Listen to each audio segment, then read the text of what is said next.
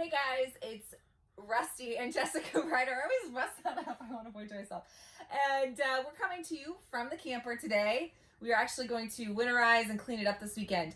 But one of the things that came up in like a Facebook feed that I was following was people who are kind of, not I don't want to say arguing, they're just talking back and forth about manufacturers and dealers needing to give more information to RV owners so like people know.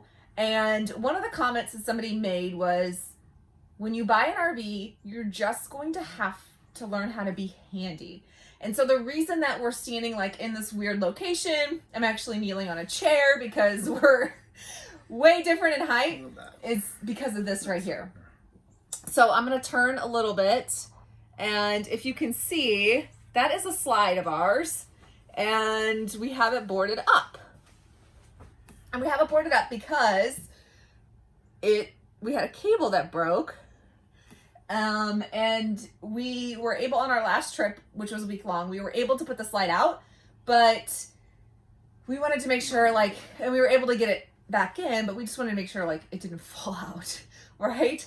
So this is one of the things, honestly, that I am truly, truly thankful for marrying this guy right here, because he is super he is super handy. And I think, why would you say you're super handy? Because I'm cheap. I don't like paying somebody to do it when I can do it myself.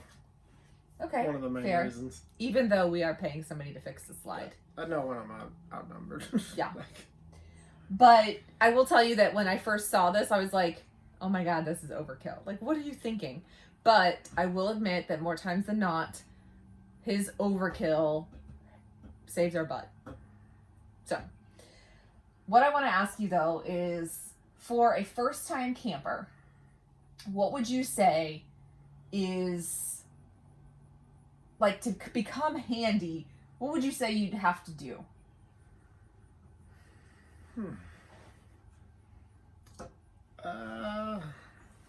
Not 100% on that, but I would probably say you gotta kind of have a general knowledge of how things work.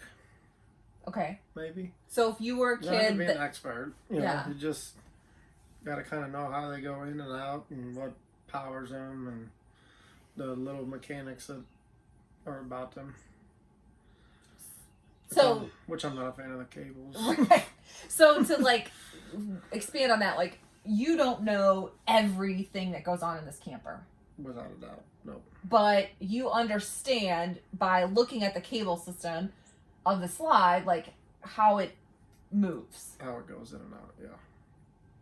Yes. I would say that anytime that he's stuck on something, with the camper, if I'm able to jump in and help, which is rare, but I always have to see, how does it work? What is it supposed to do? And then I can look at it and go, okay, well, if we did this, would it mean this, Give him the example of last week when we were packing up and the jacks.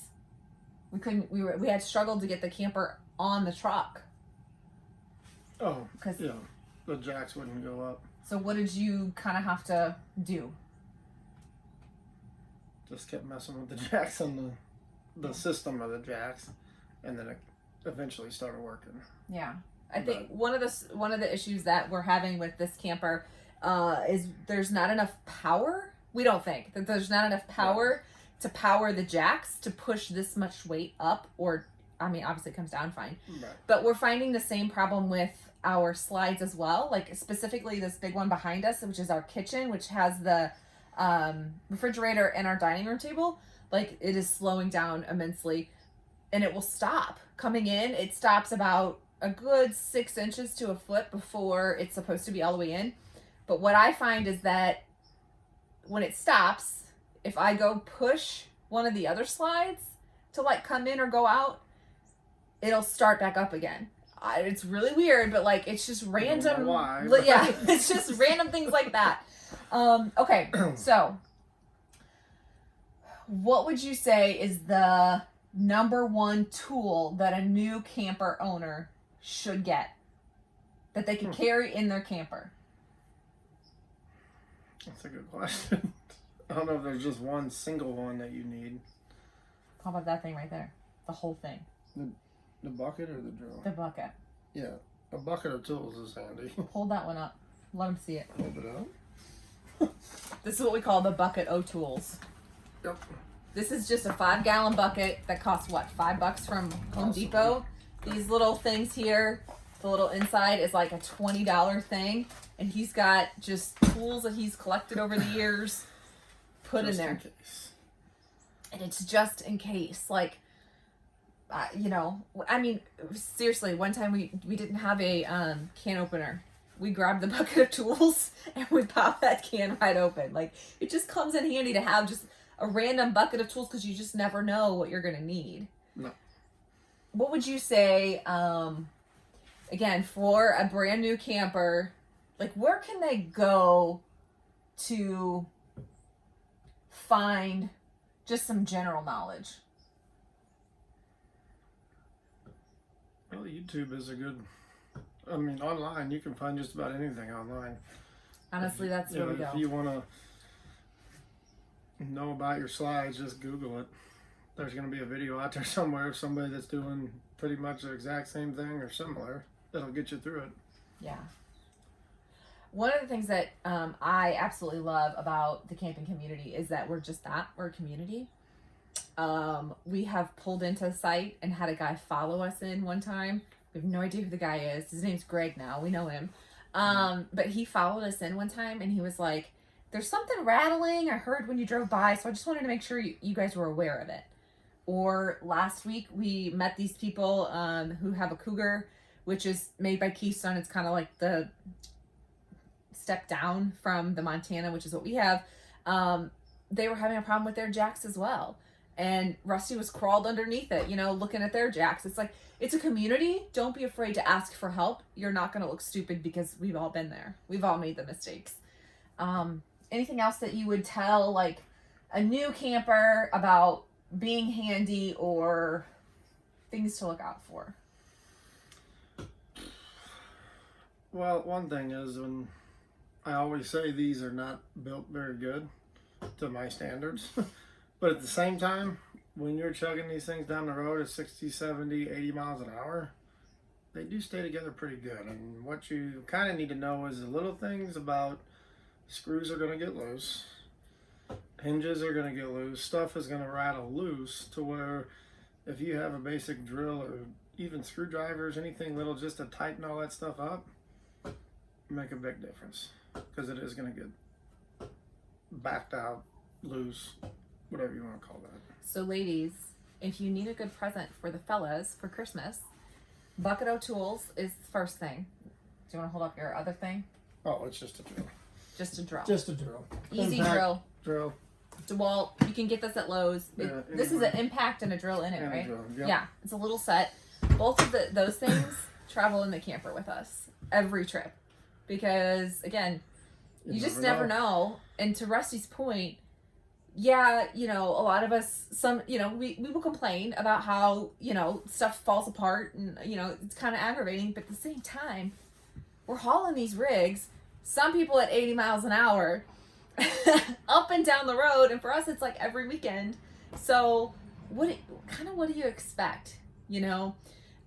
So in the same way that you would take care of your home, I would say you have to take care of this. Like, this is our second home, so we treat it the same way that we treat our house, and I would venture to say sometimes better than we treat our house, because this means freedom, this means escape for us, so we are going to make sure we can get out. Yeah. Even if it means our slide has to stay in the entire time. We spent 2 or 3 weekends this fall with the slide in, because we didn't want to take the gamble of it not coming back in, and we just jumped over our recliner here to get to the living room.